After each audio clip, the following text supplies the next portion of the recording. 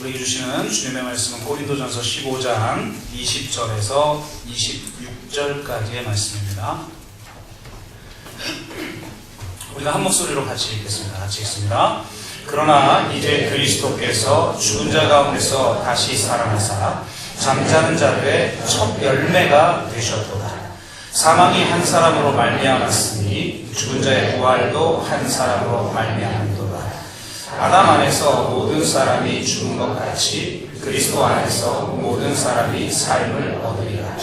그러나 각각 자기 차례대로 되리니 먼저는 첫 열매인 그리스도요, 다음에는 그가 강림하실 때에 그리스도에게 속한 자요, 그 후에는 마지막이니 그가 모든 통치와 모든 권세와 능력을 멸하시고 나라를 아버지 하나님께 바칠 때라. 그가 모든 원수를 그 발 아래 둘 때까지 반드시 왕노릇 하시리니 맨 나중에 멸망받을 원수는 사망이니라. 아멘.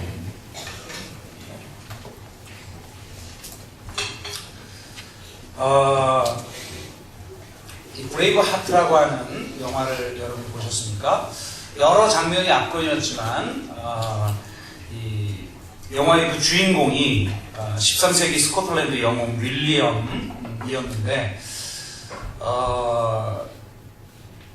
이 사람이 이제 마지막 사형 틀에서 죽는 장면이 굉장히 감동적이죠.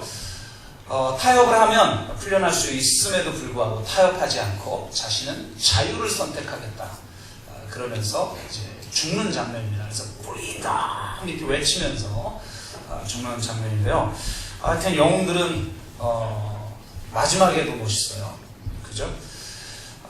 근데 예수님이 마지막 고난당하시고 죽음을 맞이하시는 과정들을 우리가 보면 어째 이 영웅들보다 못한 것처럼 보이는 모습들이 좀 보인단 말이에요.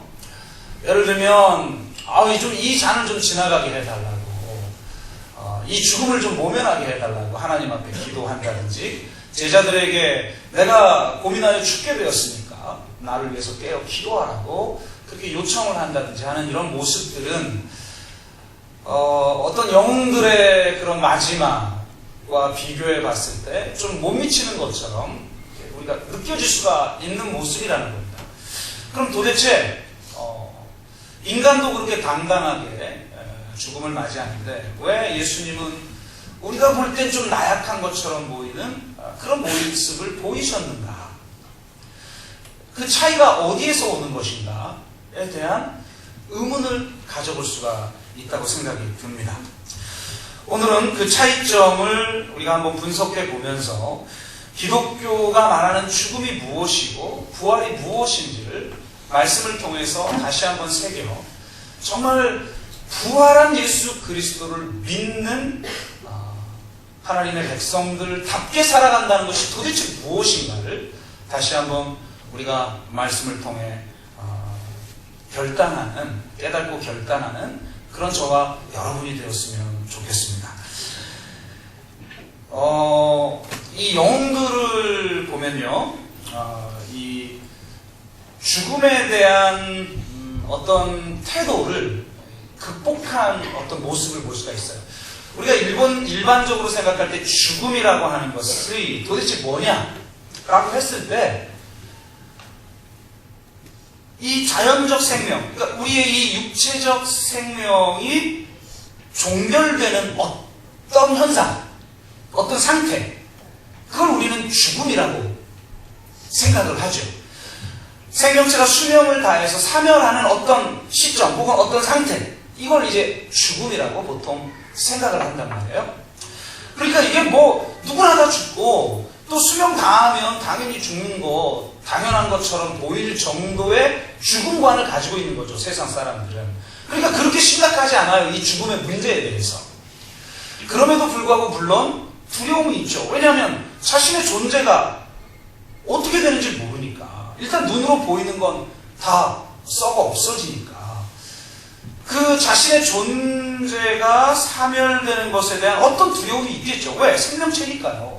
생명이라고 하는 것은 자기 생명을 보존하려고 하는 어떤 본능과 욕망이라는 게 있지 않겠어요? 그러니까 당연히 두려움이 있죠. 그리고 두려움이 있어야 어떻게 보면 자기를 보호하죠. 그러니까 바로 이 인간의 두려움, 대부분의 사람들은 극복하지 못하는 그런 이 죽음에 대한 태도인 이 두려움을 영웅들은 극복한 사람이라는 거죠. 그러니까 영웅들의 특징을 보면 바로 이렇게 죽음에 대한 태도를 극복한 모습을 보이고 있다는 것입니다. 그러면 기독교가 바라보는 죽음이라는 게 그럼 그런 거냐라는 거예요. 기독교는요, 죽음의 문제를 그렇게 가볍게 받아들이잖아요. 자연적 생명이 언젠가 수명을 다해서 사멸되는 어떤 상태구나. 이런 정도로 보는 게 아니에요. 기독교에서 말하는 죽음이라고 하는 것은요, 악한 권세예요. 기독교는요, 이 죽음은 생명을 파괴하고 멸망시켜요. 죽음은 단지 어떤 시점이나 어떤 상태를 말하는 것이 아니라 어떤 활동이고 어떤 힘이에요. 이 죽음은 악한 의지이고 파괴시키는 능력이며 멸망시키는 권세예요. 그래서 이 죽음에는요, 죽임의 권세가 있는 거죠. 그래서 반드시 생명을, 어떤 안식을, 어떤 평화를 깨뜨리고 멸망시키고 파괴하는 어떤 힘을 가지고 있다는 겁니다. 그러니까 내가 잘 살고 있다가 어느 시점에 내 생명이 끝나는 그건 죽음이라고 하는 게 아니라 내가 지금 살아있으면서도 이 죽음의 권세 아래 인간들이 존재한다는 거죠. 그러니까 이 죽음은 지금 여기에서 살아있는 여기에서도 실제적으로 경험하는 악한 권세이며 악의 총체예요. 그것은 하나님의 창조에 대한 부정이고 아름다움에 대한 저주이며 안식에 대한 파괴인 거예요. 그래서 이 죽음은 우리가 끝까지 싸워야 되는 원수예요. 그래서 마지막에 멸망당해야만 하는 원수라는 거예요. 그래서 26절에 보면 맨 나중에 멸망받을 원수는 사망이니라 이렇게 말합니다. 그냥 내 자연적 생명이 수명이 끝나는 어떤 시점이나 어떤 상태를 말하는 게 아니라는 거예요. 그걸 넘어서는 보다 근본적인 악의 권세, 결국은 누군가를 해치고 파괴하고 멸망시키고 미워하고 증오하고 저주하며 폭력을 가하고 괴롭히는 어떤 힘. 그러니까 죽음은 그냥 죽음이 아니에요. 명사가 아니에요. 죽임의 권세예요. 죽임의 권세. 누군가를 파괴시키고 멸망시키고 저주하고 증오하고 혼돈과 공허를 야기시키는 어떤 이 악한 의지와 능력과 권세인 거죠. 바로 이 권세 아래 세상 사람들이 사로잡혀 있는 거예요. 그러니까 살았으나 사실은 죽은 거예요. 예수님의 십자가는 조금은 비정상적인 형태이지만 내 자연적 이 삶이 종결되는 어떤 죽음을 단순하게 묘사하고 있는 게 아니라는 거죠. 십자가라고 하는 것은 바로 이 죽음의 권세. 총체적으로 이 인간을 죄 가운데 사로잡히게 만들고 비인간이 되게 만들고 바로 이 신음하고 소외되고 아파하고 때로는 고립되어 있고 외로워하고 이루 말할 수 없는 바로 그것을 야기시키고 있는 근원적인 권세인 거죠. 바로 이 지옥의 권세, 이 악의 권세가 총체적으로 예수님을 공격하는 자리가 십자가였다는 겁니다. 모든 인류에게 가했던 참혹한 폭력의 총량으로 지옥의 권세 그 자체가 예수님을 공격하는 자리가 십자가였다는 거예요.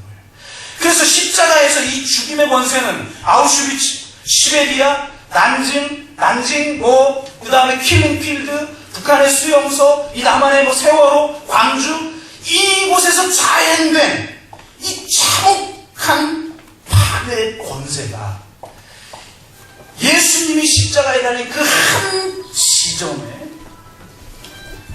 총 공격을 가해서 삼위일체 하나님, 즉 하나님과 이 예수 그리스도의 관계마저 완전히 깨트린 것처럼. 것처럼 보이는 것 같은 그런 파괴력으로 예수님을 공격하고 있는 거예요. 그러니까 내 생명이 다해서 사라져버리지도 못하는 두려움 때문에 그 두려움이라는 자세, 내 죽음에 대한 어떤 태도를 극복하는 그런 정도의 문제가 아니었다는 거죠.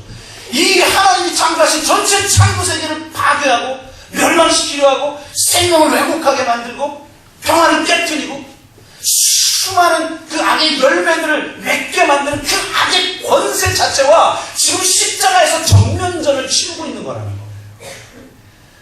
그러니까 너무나도 참혹한 이 죄의 권세와 싸우되 내가 그냥 힘으로 내가 어떤 권세로 그냥 가볍게 제어하는 것이 아니라 자신의 생명을 아낌없이 내어주면서 심지어는 자신을 죽이려고 하는 자까지 끝까지 살아가는 그 비폭력적이고 자기 희생적인 철저한 사랑으로 그 십자가를 짊어지면서 그 영적 전쟁을 치르는 이 싸움이기 때문에 예수님이 다른 영웅들처럼 그냥 자신 안에 있는 두려움의 문제만, 그 태도의 문제만 극복하면 되는 그런 게 아니었기 때문에 그들과 도리어 다른 모습을 보이셨다는 거예요. 그래서 예수님이 십자가에서 죽으시고 부활하심으로 말미암아 결국은 바로 이 죽임의 권세, 이 죄와 사망의 권세를 십자가에 못 박아버리고 이기셨다는 거예요. 그걸 확증한 사건이 부활이란 말이에요. 여러분, 부활은 많은 사람이 했습니다. 이미. 구약에도 보면 죽었다가 살아난 사람이 나타나고 예수님도 나사로를 살리시잖아요. 그럼 예수님보다 먼저 부활을 경험한 거 아니에요? 그럼 그 사람이 부활의 첫 열매여야죠. 그런데 그 사람은 예수님이 살리셨지만 그것은 하나님 나라가 무엇인지를 상징적으로 보여주는 표적을 행하신 건데 그것을 통해서 나사로가 살아났을 때는 그는 그냥 다시 자연적 생명을 그냥 부여받은 거예요. 다시 한 번의 기회가 주어진 것일 뿐이죠.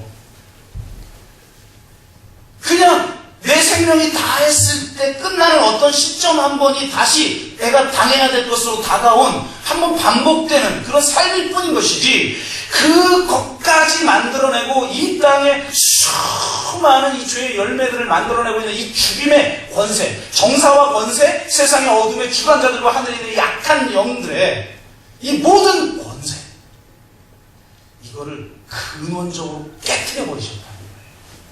십자가의 사랑으로 부활의 권능으로 이기셨다는 거예요. 그래서 기독교는 부활의 종교인 것입니다.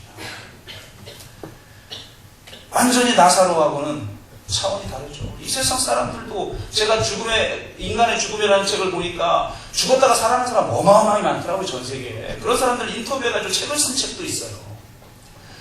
그렇다고 그들이 그냥 다시 자연적 삶을 한 번 더 반복했을 뿐이지 진짜 그 죽음의 권세 자체와 부딪혀서 그것을 이긴 것은 아니란 말이에요. 그러니까 이 십자가와 부활이라는 게 얼마나 놀라운 것인가를 우리가 바로 깨닫는 것이 중요합니다. 또 자연적인 이것에 대한 자연적인 귀결로 나타나는 문제가 뭐냐? 우리가 생각할 때 죽음이라는 것은 그냥 내 자연적 생명이 종결되는 어떤 시점이나 상태, 혹은 심지어 이렇게 표현하는 사람도 있어요. 마치 애벌레가 나비가 되는 것처럼 허물을 벗는 것이다. 그러니까 지금 이 육신을 입고 육신의 감옥이라고 하는 것에 사로잡혀 있는 신음하는 자가 죽음을 통해서 이 옷을 벗고 영혼이 천국 가서 진정으로 영생을 얻게 됐다. 이런 식의 관점을 갖는 거죠. 그러니까 무슨 말이냐? 우리의 지금 이 삶이라는 것은 사라지는 삶 아니에요. 그죠? 저도 이제 50년까지 하고 있다. 불현듯 삶이 허망하게 내가 지금 뭐 하고 있나? 지금 여기서 일어난 것도 뭐 있는데도 갑자기 그래서 제가 어르신들의 마음이 요즘 막 이해가 되려고 그래요. 이제 약간 느끼는 거지만. 그러니까 이 세상의 삶이라는 것은 허망하다 이거죠. 영원하지도 않고 견고하지도 않아요. 이 세상은 그냥 지나가는 것이고 허망한 것이에요. 모든 건 변하고 모든 건 해체돼요. 인생 무상이에요. 그러니까 이 세상에 집착하는 것은 매우 어리석은 거죠. 그렇기에 이 세상에서 지혜롭게 살아간다라고 하는 것은 이 세상의 허망한 것을 추구하지 않고 영원한 것을 추구하며 이 세상에 대해서 달관의 경지를 누리는 거예요. 이 세상은 헛된 것이니 추구할 바가 되지 못하고 저 세상은 영원한 것이니 지혜 있는 자는 영원한 저 세상을 바라보며 살아야 한다라고 생각한다는 거죠. 그래서 이 세상의 영성, 여러분 전 기독교 영성이라고 지금 말하는 게 아니에요. 그래서 이 세상의 영성은 달관의 자세가 최고의 영성인 것입니다.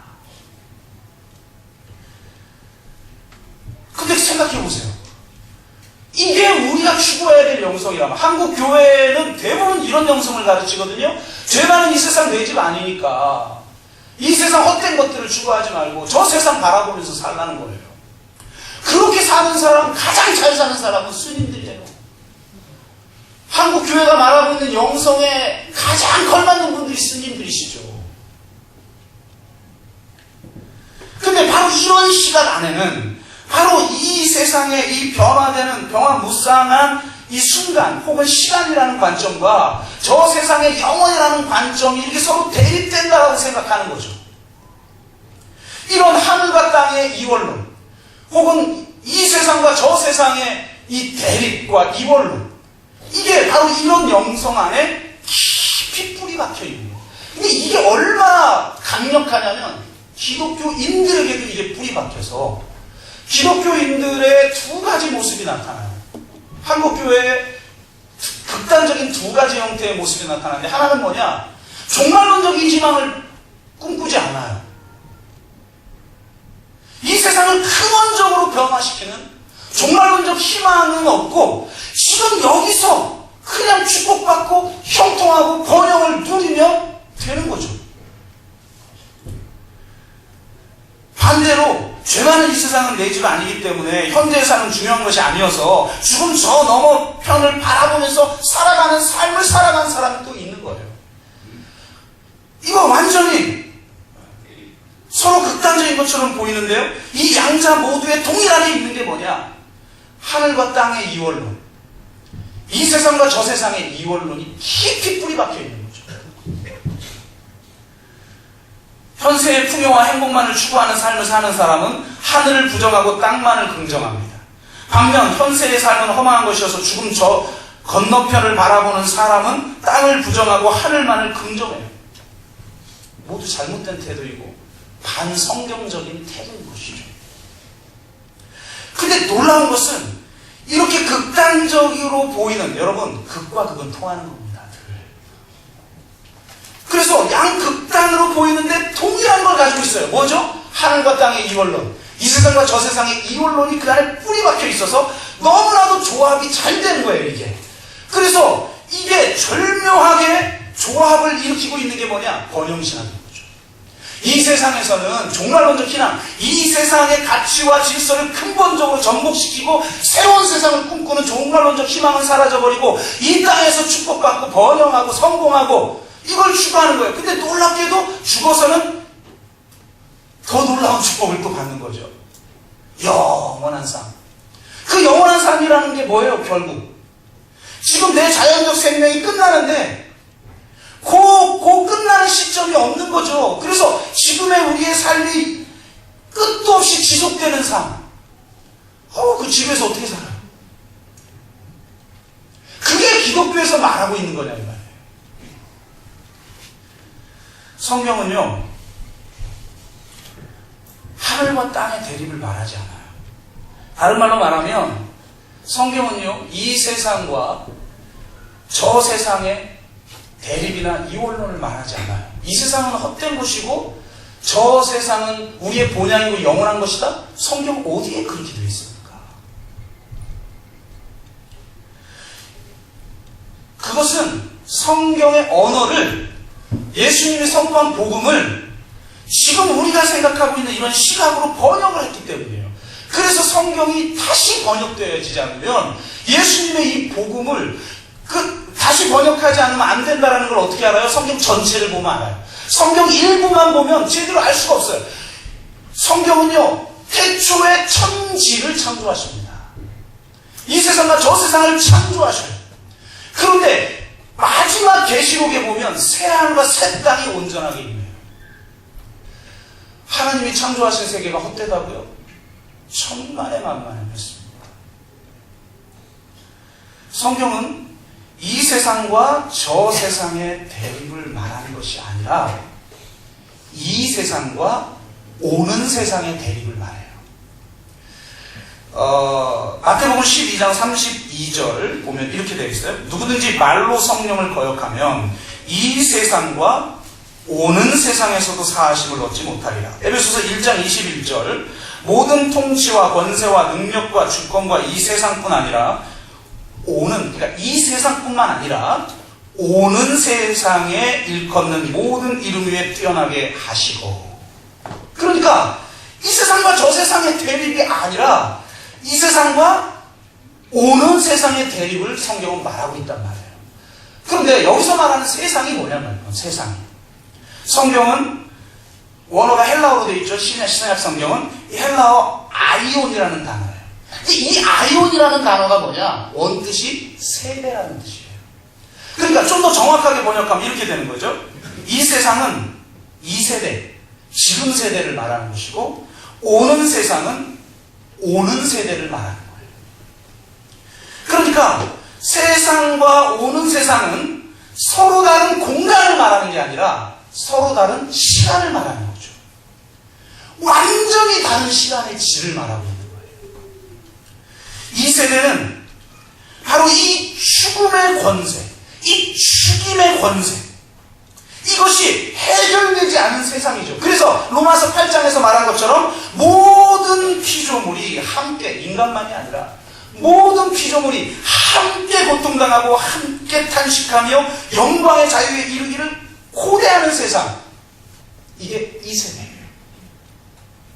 그래서 이 세대에 살고 있는 우리들은 이 죽임의 권세와 영적 전쟁을 치를 수밖에 없는 거죠.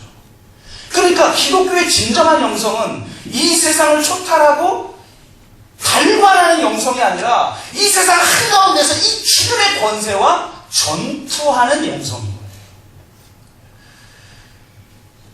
오는 세대는 바로 이 죽임의 권세가 완전히 해결된 세상. 오늘 성경 용어로 말하면 맨 나중에 멸망당할 원수인 사망까지 해결된 세상. 즉 썩을 우리의 몸이 썩지 아니할 몸으로 부활하고 옛 하늘과 옛 땅은 새 하늘과 새 땅으로 변형될 세상.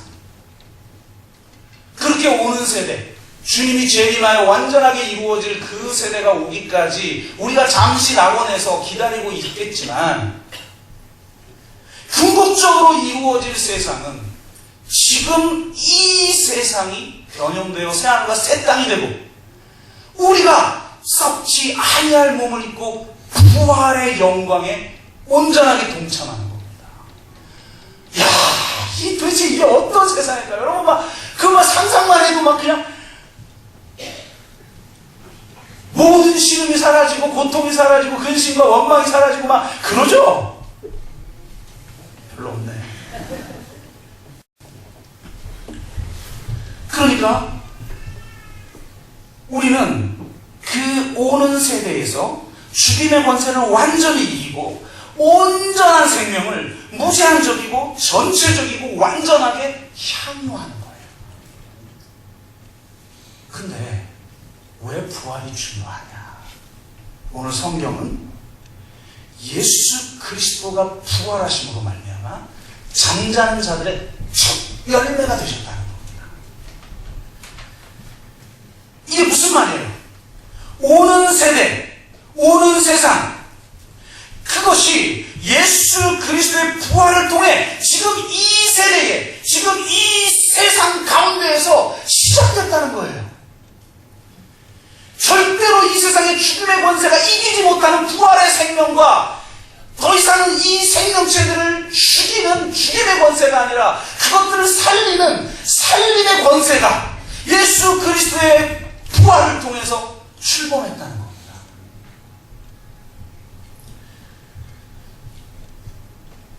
주님의 재림 때 완성될 바로 그것과 동일한 것이 지금 우리에게 선물로, 인침으로, 보증으로, 첫 열매로, 성경은 다양하게 지금 표현하고 있어요. 그것으로 주님의 부활을 통해 지금 이 세대에 주어졌다는 거죠.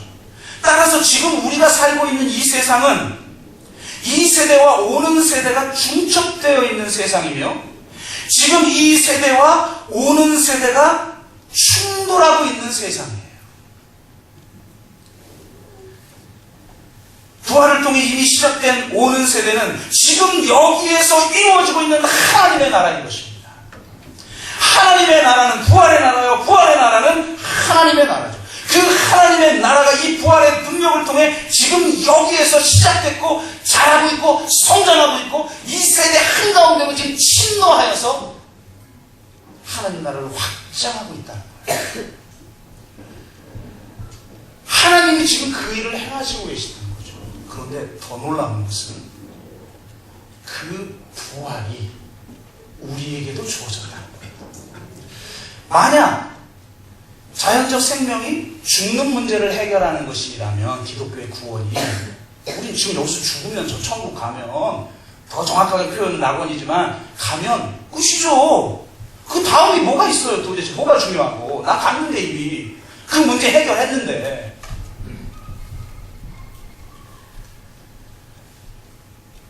근데 성경은 예수님의 부활에 우리가 이미 참여하고 있다고 해요. 수많은 구절이 있지만 가장 대표적인 게 에베소서 2장 5절이죠. 허물로 죽은 우리를 그리스도와 함께 살리셨다. 우리는 이미 부활했다는 거예요. 아니 나는 지금 이 육신을 입고 있는데 무슨 부활? 만약 그냥 내가 자연적 생명이 끝나는 그 문제의 죽음의 문제를 해결한 것이라면 우리는 아직 부활을 경험했다는 건 말이 안 되죠. 근데 예수님이 부활을 통해 출범시킨 부활의 나라가 뭐냐? 이 죽음의 권세를 근원적으로 깨뜨리시고 이기신 생명의 나라라는 거예요. 그 나라가 우리에게 이미 주어졌다는 거죠. 그 부활의 생명이 나에게 주어졌다는 것이고 그 부활의 권능이 나에게 주어졌다는 거예요.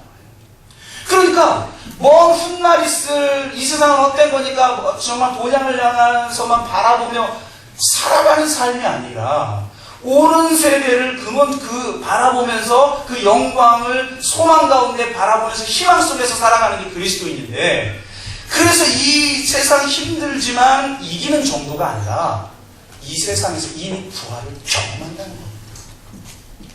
다른 말로 말하면 지금 이 세상에서 부활을 경험하지 못한 사람은 오는 세대에서도 부활을 경험할 수가 없겠죠. 어떻게 이 부활의 생명이 우리에게 주어지느냐? 그것은 성령을 통해서 주어져요. 그래서 성령에 대해서 뭐라고 말하냐면 고린도후서 1장 22절, 예수님이 십자가에서 죽으시고 부활하시고 승천하신 다음에 우리에게 성령을 보내신 것이 뭐냐면 예수님을 통해 출범시킨 그 부활의 나라, 그 부활의 생명을 바로 성령을 통해서 우리에게 주시기 위해서입니다.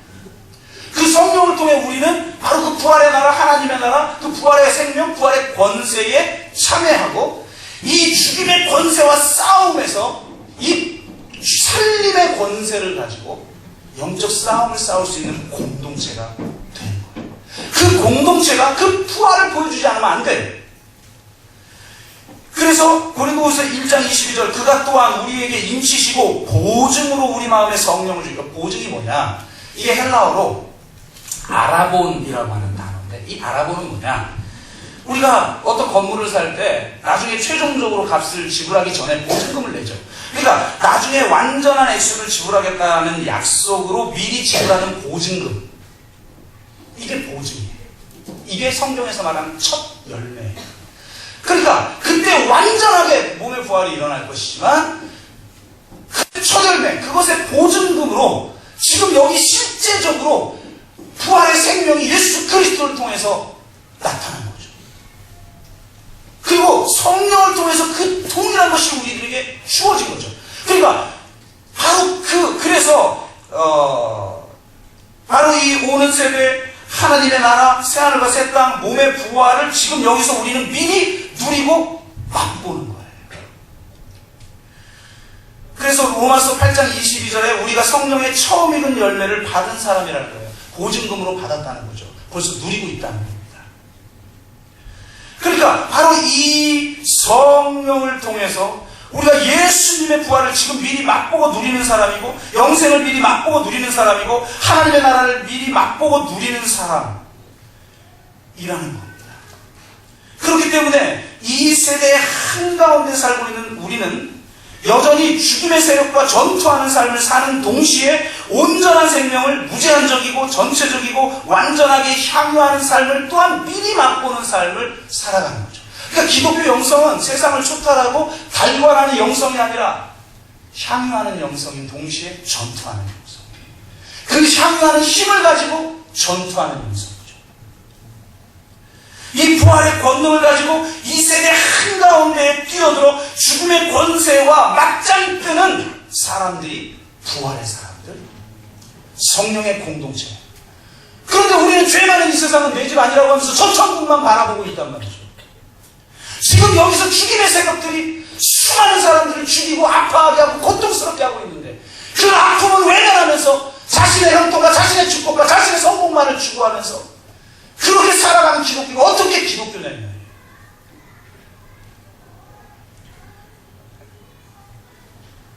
죽임의 권세가 지배하는 이 세상의 질서와 가치를 완전히 전복시키면서 하나님 나라의 가치와 질서, 새로운 생명이 지금 여기에서 실현되도록 하는 삶을 살아가는 사람들, 그리고 실제로 맛보는 사람들이 바로 하나님의 백성인 것입니다.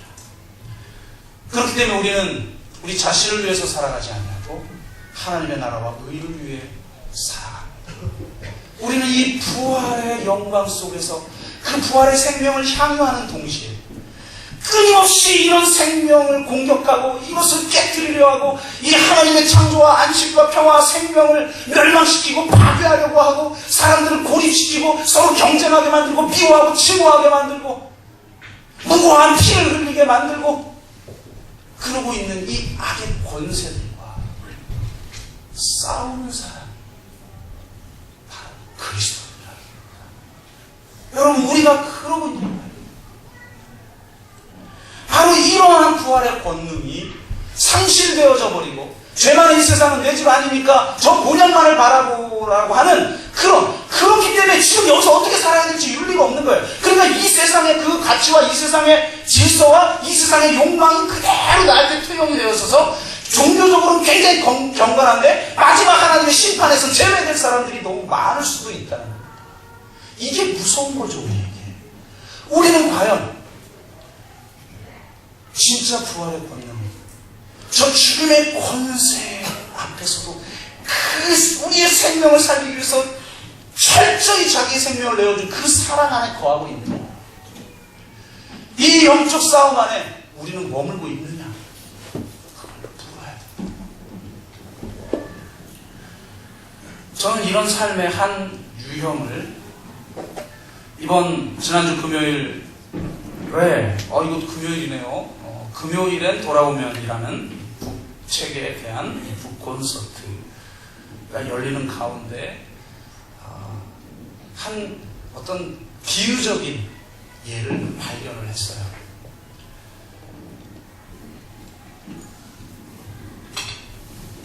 제가 이 북콘서트 가기 전에 그 전주에 안산 세월호 희생자들 합동 분향소에 각 종교 부스가 설치되어 있습니다. 컨테이너가. 그래서 가톨릭, 불교, 그 다음에 개신교 이렇게 부스가 만들어졌는데, 가톨릭은 전체 교회가 움직이잖아요. 그러니까 가면, 여러분 가보셨습니까?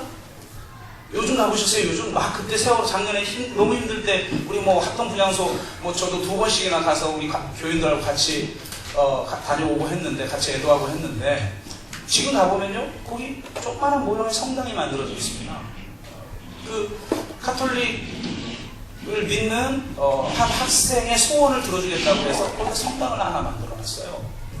불교도 조직이 움직이니까 굉장히 활성화되어 있습니다.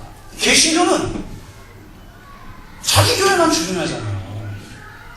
이 세상의 문제는 하나도 이 세상에서 무슨 일이 벌어지는지 관심이 없잖아요, 기독교는. 그리고 다 개교회주의로 뿔뿔이 흩어졌잖아요. 뭐 반응을 할 수가 없어요, 반응.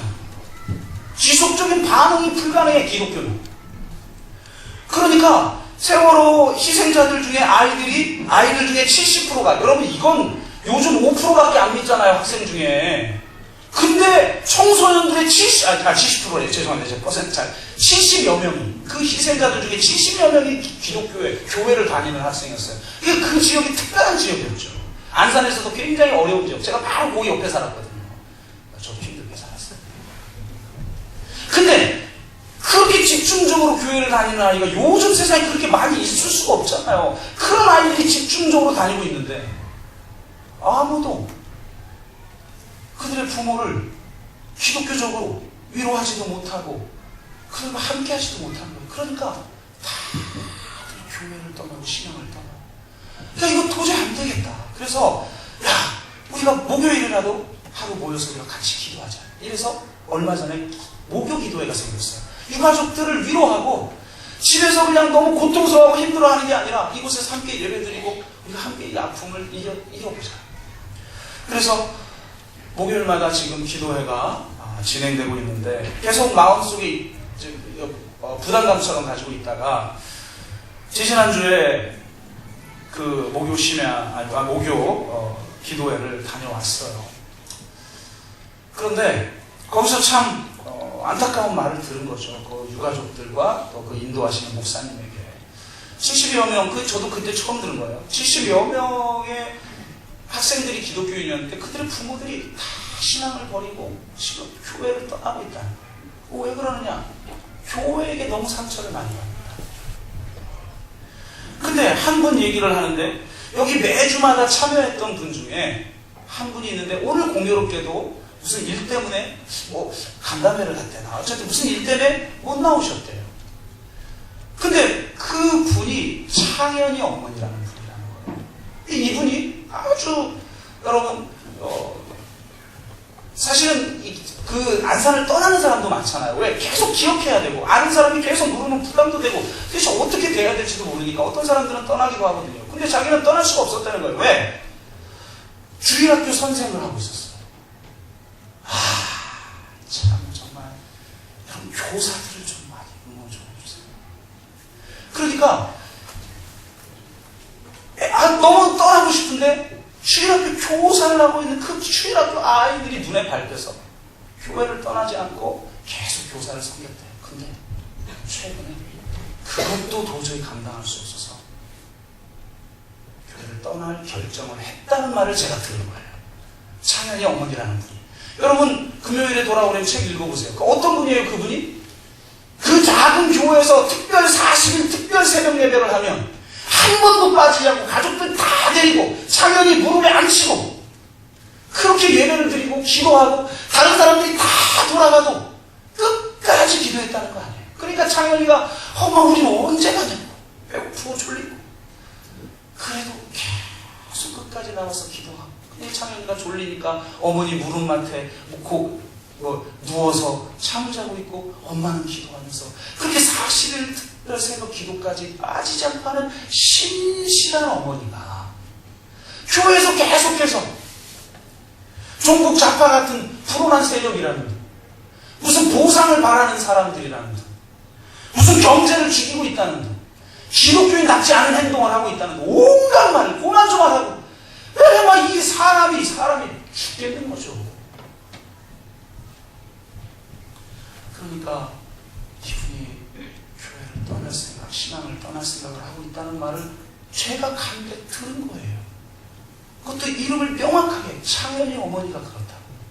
제 마음속에 계속해서 창현이 어머니를 위해서 기도해야지 하고 있는데 아니 도대체 이 화성은 알다가도 모르겠는데 어떻게 시립 도서관에서 북콘서트를 한다는 겁니다. 우리도 시에서 지원을 받고 있는 공식적인 도서관이니까 포스터가 왔는데 포스터를 딱 보니까 초청 유가족이 2명이 기록되어 있는데 그 중에 한 명이 누군지 알아요? 창현이요. 깜짝 놀랐어요. 이건 뭔가 하나님의 뜻이구나. 그래서 반드시 내가 참여를 해야지 이러고만 있는데 갑자기 그 주최 측에서 우리 보고 성가대에서 찬양을 하나 해달라는 거예요. 근데 제가 성가대에 말씀을 못 들었어요. 그 말을 했던 교회 떠날 사람이 있을 것 같아서. 그래서 아무 말도 못하고 있으니까 그쪽에서 또 연락이 와가지고 한 사람이라도 좀 괜찮다고. 그래서 페북에 올렸더니 오윤영 집사님이 본인이 하시겠다고. 그래가지고 금요일날 한량없는 은혜, 가눌 수 없는 은혜, 내 몸을 애워싸도 그렇게 찬양을 해주시고, 또 이분들이 갑자기 또 우리가 하겠다고 그러니까 목사님 순서 중에 막 없는 걸 막 만들어. 유가족들을 위로하기 위해서 우리 주최하는 쪽에서 편지를 써서 읽어줬으면 좋겠다. 그래서 알았다고. 참 얼마나 참 선한 일을 하려는 사람이 의지할 데가 없어가지고 저 큰 교회도 많고 그런데 우리 교회. 그래가지고 그래서 제가 또 밴드에 올렸죠. 쓰실 분, 좀 편지 써서 읽어주실 분. 근데 그분이 다시 문자 왔어요. 목사님이 해주시면 안 되냐. 저는 설교밖에 못해요. 입만 떼면 하나님 얘기밖에 못하는데 안 믿는 사람도 다 오는 자리에 제가 어떻게 하겠습니까? 그래도 목사님이니까 위로를 제일 잘하실 것 같아서요. 이렇게 문자가 오는 거예요. 그래서 알았다고. 그러니까 그 전주에 하나님이 그 목요 기도에 가서 이 창현이 어머니를 위해서 기도하게 하신 그 마음이 생각나는 거죠. 그래서 오직 그 한 분을 위해서 글을 썼어요. 근데 하필이면 3분 안에 할 수 있는 편지를 쓰다. 저는 그건 죽음이잖아요. 저는 짧게 하는 게 가장 고통스러워요. 제가 설교 준비 다 하고 줄이는 데만 맨날 기본이 3-4시에 자잖아요. 어제는 6시에 잤어요. 이 너무 고통스러운 요구를 하는 거예요. 3분 안에 편지를 쓰라니. 40분 안 하면 내가 하겠지만. 그래도 어떻게 하겠어요? 쓰고 치우고 쓰고 치우고 줄이고. 그래서 금요일날 제가 그것도 마지막 순서가 어떻게 배치가 되어 있더라고요. 모든 순서가 끝나고 마지막에 오직 그분을 위해서 제가 글을 썼으니까 그분에게 읽어드렸어요. 물론 모두 앞에서 읽었지만 그렇게 마지막 순서를 다 끝내고 나서 제가 마지막이었습니다. 다 끝나고 이제 막 헤어질 시점인데 이 토론자 중에 유가족들 2분 말고 사회자 말고 외부에서 오신 손님이 2명 있어요. 그 중에 한 명이 수원에서 인권운동을 하는 여성운동을 하는 벌써 말투도 다르고 다르잖아요. 깔끔하고 말의 표현이. 그래서 우리 성변 집사님 저 사람 누군데 저렇게 말도 잘하고 예쁘기도 하고. 그래요? 내가 볼 때 예쁜 거에 포인트가 있었던 거야. 정말 말 잘하더라고요. 늘 하는 게 그거니까. 근데 그분이 안 믿는 분일 거 아니에요. 저한테 딱 오더니 이렇게 얘기하는 거예요. 오늘 창현이 어머니가 오셨어요. 저분이 기독교인인데 그동안 교회에서 너무 상처를 많이 받으셨어요. 그런데 오늘 목사님의 편지를 듣고 그분이 그런 단어도 어디서 알아가지고 은혜를 받아 지금 많이 울고 계셔요. 다른 간담회에서 거의 울지 않는 분인데 말이에요. 목사님이 가셔서 좀 안아주시고 기도해 주세요. 그래서 제가 그분에게 가서 안아드렸어요. 그리고 미안하다고 그랬어요. 미안하다. 얼마나 아프겠냐고.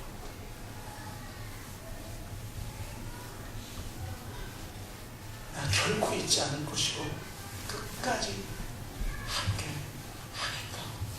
제가 찬현이 어머니의 이름을 날마다 부르며 기도하겠다. 그분이 또 눈물을 흘리시면서 마지막에 그런 말씀을 하시는 거예요. 목사님, 이 말씀 들으라고 하나님이 이곳에 보내셨나 봐요. 그 말을 듣는데 하나님 감사합니다. 한 사람이 진정으로 부활의 삶을 살 수 있도록 하나님이 이끄셨구나. 그리고 그 부활의 삶이라는 게 뭔가 기가 막히죠. 그 짝을, 그러니까 2명이 오셨는데 그 중에 한 유가족이 이야기하는데요, 눈물 없이 들을 수가 없어요. 호성이 어머니인데요, 호성이가 죽거나, 이분 진짜 더 어려운 분들은 누구냐면 외동을 잃은 분들, 죽고 싶은데도 남아있는 자식이 있는 사람들은 어떻게든 살려고 해요. 그러니까 이분들이, 여러분 금요일에 돌아오려면 책 읽어보면 하나같이 공통적으로 느끼는 느낌이 뭔지 알아요? 살 수도 없고 죽을 수도 없다. 사는 게 너무 힘든 거예요. 그 아이를 잃은 이 삶이라는 게 의미가 없는 거니까 매일 죽고 싶은데 남아있는 아이 때문에 살 수밖에 없는, 그리고 살지도 못하고 죽지도 못하는 그 사이에 뼈에 있어서 고통당하는. 근데 이 호성이 어머니가, 그 호성이가 생각나면 그게 너무 고통스러워서 자기도 모르게 자기 목을 조르고 있더래요. 자신이. 사람이 죽고 싶을 때는 타인의 힘을 빌죠. 도구의 힘을 빌거나. 근데 얼마나 고통스러우면 자기도 인식하지 못하는 상태에서 자기가 자기 목을 조르고 있대요. 자기가. 그 말을 듣는데 도대체 이 상처의 깊이를 어떻게 우리가 외워야 되냐는 말 도대체. 그래서 그 모습을 본 남편이 너무나 놀래가지고, 너 여기 있다가 죽겠다.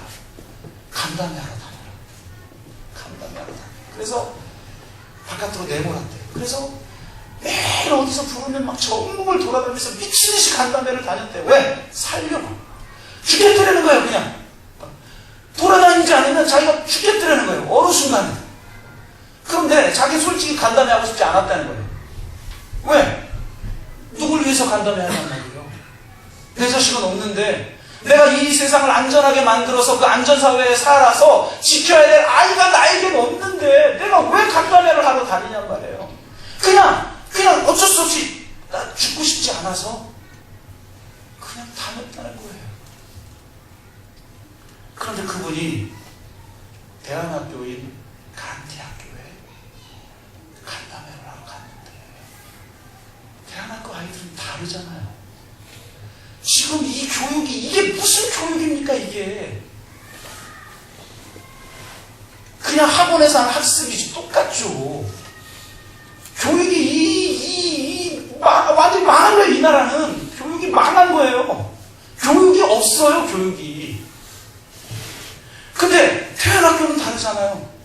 그러니까 간디 애들이 다르게 반응하는 거예요. 그러니까, 너무 놀라고, 너무 이 아이들이 귀한 거죠. 그러면서 그때 처음으로 내가 살아야겠다 이런 생각을 했대요. 지켜야 될 애들이 생겼대. 얘들 지켜야 되겠구나.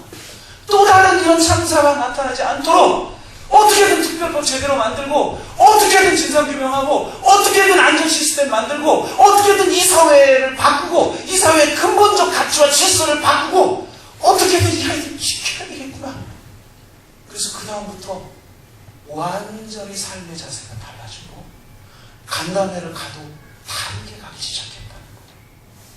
제가 그 말을 딱 들으면서 이게 부활을 사는 것이, 여기서 나 혼자를 위해서 살아가, 나의 욕망을 채우면서 살아가다가 이제 죽어서도 욕망 채우고 싶어서 영원한 삶을 추구하며 살아가는 그런 삶이 아니라, 내 자식은 아니지만 내가 지켜줘야 되는 이 죽음의 권세가 우리도 지금 겪고 있잖아요. 우리 교인들도 얼마나 아프고 힘든 사람이 많습니까? 그런 이 세상의 이 죽임의 권세가 수많은 하나님의 선물인 이 생명들을 파괴시키고 서로 경쟁하고 미워하고 증오하게 만들고 자기만 알게 만들고 자기 가족만 위해서 살아가게 만드는 이기적인 존재가 되게 만드는 이 세상에서 내 자식이 아닌 사람을 위해서 살아가는 삶, 이것이 부활의 삶인 것입니다. 기독교인이 나 혼자 예수 믿고 천국 받았다, 그걸 자랑하는 게 교회입니까? 진짜 맛보기, 진짜 보증, 진짜 그 부활의 실제, 창세 생명의 실제, 진짜 하나님의 나라, 진짜 부활의 나라를 지금 여기에서 선취해서 누리고 나누고 이 죽음의 권세와 싸우는 모습들을 보여주는 것이 교회 아니겠습니까? 여러분,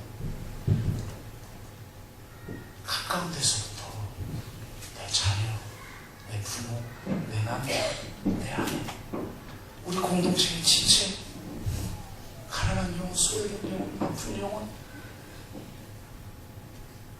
상처받은 영혼, 이 주님의 권세 아래서 신음하고 있는 그 영혼에게 진정한 생명이신 예수 그리스도를 전하고 그것을 보여주고 우리의 삶으로, 우리 공동체적인 존재로, 그게 없는 교회는 교회가 아니에요. 그걸 존재로, 실제를 보여주는 신실한 증인이 되어 살아가도록 우리가 구원받고 우리가 이렇게 함께 부름받아 모인 줄로 믿습니다.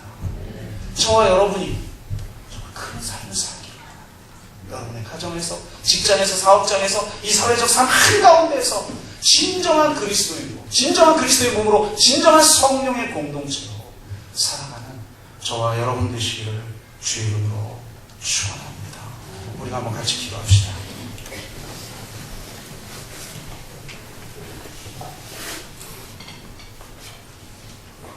누가 그분들을 위로할 수 있습니까?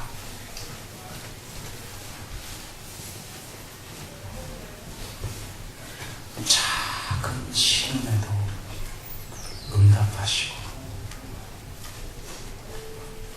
이 죽음의 세력, 정사와 권세, 죄와 이 사망의 권세의 총 공격을 자신의 온몸으로 받아들이신 분, 그분만이 우리를 위로할 수 있고 상처받는 영혼, 아파하는 영혼들을 위로할 수 있습니다. 죽음에서 부활하신 그분만이 우리에게 진정한 소망을 주실 수 있습니다. 예수 그리스도의 부활로 출범한 그 부활의 나라, 그 하나님의 나라의 시민으로 부름받았습니다.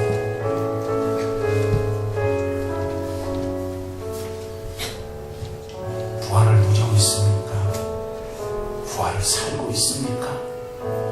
이 죽음의 세력들과 싸우고 있습니까? 주님, 이곳에도 아파하는 영혼들이 있습니다.